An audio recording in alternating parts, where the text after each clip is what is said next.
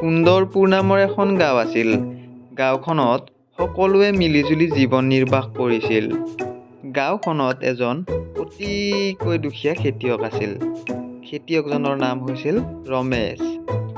এদিনাখনৰ কথা, ৰমেশে তেওঁৰ পুতেকক ৰাতিপুৱাই জগাবলৈ আহিছিল।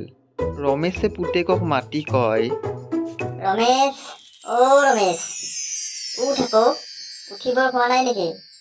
বেলি আহি মূৰৰ ওপৰ পালে। উঠ, ইমান কেনে শুব পাৰনে তই? উঠ উঠ উঠ উঠ। দেউতা, কিনো হ'ল ঐ, ইমান ৰাতিপুৱা চিঞৰি আছা? এতিয়া 5টা বাজিছে, এতিয়াতে গৈ কি পাম? খেতি পথাৰত একো দেখাই নাপাম দেখোন। ইমান আন্ধাৰ হৈ আছে। যা মোক অলপ শুবলৈ দে, মই পাছতকে যাম। শুবলৈ দে মোক অলপ। গৰু, যদি এনেকৈ শিয়ালৰ নিচিনাকৈ শুই থাক, জীৱনটোত কি কৰিম বুলি ভাবিছ হা? চা বোপাই, আমি হলো দুখীয়া পৰিয়ালৰ মানুহ। আমি যদি খেতি কৰি নাখাওঁ, কি কৰি খাম? বল বল বল বল, খেতিলৈ বল, বল। কিছু সময় পাছত ৰমেশ আৰু তেওঁৰ পুতেকে খেতি পথাৰলৈ গ'ল। নবীনে দেউতাকৰ লগত খেতি পথাৰত গৈছিল যদিও তাৰ খেতিৰ প্ৰতি অকণো মন নাছিলে। খেতিৰ কাম হোৱাৰ পাছত দুয়োজনে ভাত খাবলৈ ঘৰলৈ উভতি আহিলে।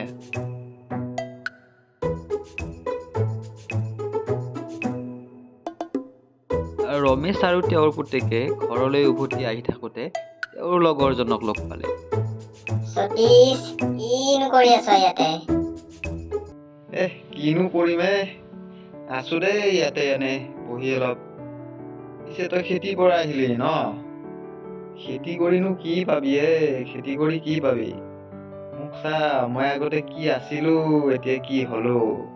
মোৰ ষ্টেণ্ডাৰ্ড চা, আজি মোৰ ল'ৰাই আমেৰিকাত চাকৰি কৰে।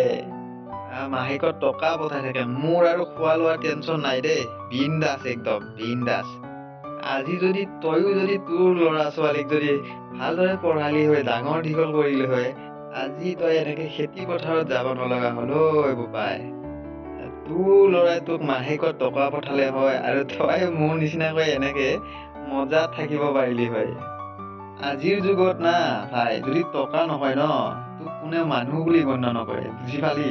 আজিকালি সকলো কাম টকাই কৰে। টকা নহলে একো নাই জীৱনটোত, একোৱে নাই। আচলতে এটা কথা কি জান, তহঁতৰ নিচিনা নিম্ন শ্ৰেণীৰ জাতিটো জন্ম লোৱাতকে নোলোৱাই ভাল ঐ। না আৰ না পাৰ। আজি চাবলৈ গ'লে তই এবাৰ নিজৰ জীৱনটোকে চাচোন। তই জীৱনটোত কৰিলি নেকি খেতি বাহিৰে? তইতো তোৰ ল'ৰাটোকো আজি ভাল উচ্চ শিক্ষা দিয়াব নোৱাৰিলি। তহঁতৰ নিচিনা জীৱনটো কি জীৱন? ভগৱানে কাকো নিদিয়ক দেই তহঁতৰ নিচিনা জীৱন, শত্ৰুকো নিদিয়ক। চা সতীশ, কি কৰিবি? দুখীয়া দুখ নাযায় খণ্ড। এতিয়ানো দুখ কৰিলে কি হব? ভগৱানে আমাক জন্ম দিওঁতে ওপৰৰ পৰা দুখীয়াকে জন্ম দি পঠাইছিল। দুখীয়া দুখ আমাৰ কোনেনো বুজি পাব? কোনেও বুজি নাপায়।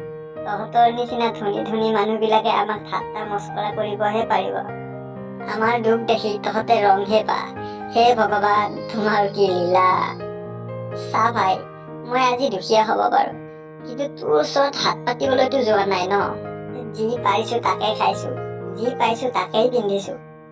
চা ভাই, আমাৰ নিচিনা মানুহে যদি খেতি নকৰে, তহঁতৰ নিচিনা ধনী ধনী মানুহ বিলাক ভোকত মৰিব। তহঁত বুলি নহয়, গোটেই ভাৰতবৰ্ষৰ মানুহে পেটত গাঁঠি দি মৰিব লাগিব।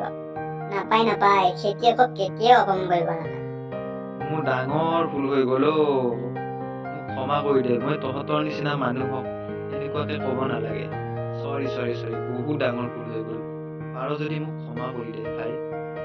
ৰমেশে তাৰ কথা শুনি দুখতে ঘৰলৈ উভতি আহিলে।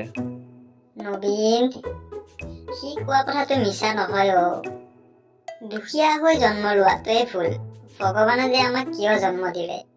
খেতিয়কৰ পুতেক কিজানি খেতিয়কে হব লাগিব। হে ভগৱান, মাৰি নিয়া। সেইখিনি কথা কৈ ৰমেশে দুখীয়াৰ জীৱনত সুখ নাহিব বুলি দুখ প্ৰকাশ কৰে।